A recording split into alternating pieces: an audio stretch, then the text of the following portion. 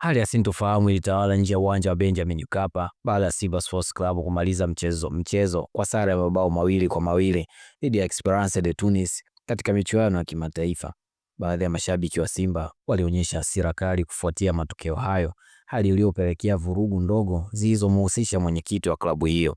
Kwa mujibu wa mashuhuda waliokuwepo eneo la tukio, mashabiki hao walimfuata Mangungu alipokuwa anatoka uwanjani, wakimrushia maneno makali na kumtuhumu kuwa chanzo cha mwenendo usioridhisha wa klabu hiyo.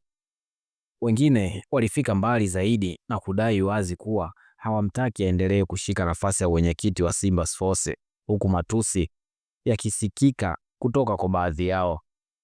Tukio hilo lilichukua sura mbaya zaidi pale shabiki mmoja alipojaribu kumshambulia Mangungu kimwili, jambo lililozua taharuki kwa waliokuwepo. Hata hivyo, juhudi za haraka za askari na usalama zilifanikiwa kumdhibiti shabiki huyo kabla madhara makubwa hayajatokea. Mangungu aliondolewa eneo hilo chini ya ulinzi mkali ili kuhakikisha usalama wake. Vitendo hivi vimeibua mjadala mpana miongoni mwa wadau wa michezo na wapenda soka nchini kuhusu mwenendo wa mashabiki viwanjani na nje ya viwanja.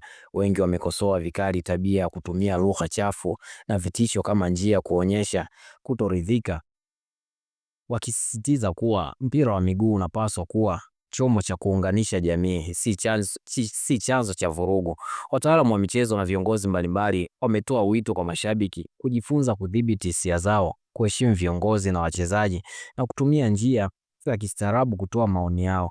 Aidha, klabu na vyombo husika vimetakiwa kuimarisha elimu kwa mashabiki pamoja na usalama viwanjani ili kulinda taswira ya soka la Tanzania. Kwa ujumla, matukio kama haya yanaathiri maendeleo ya mpira wetu na ni jukumu la kila mmoja kuhakikisha michezo inabaki kuwa burudani salama na yenye heshima. Je, wewe kama shabiki wa soka una maoni gani juu ya swala hili? Usisahau kulike, kushare na kusubscribe ili kuendelea kupata habari na matukio ya kimichezo.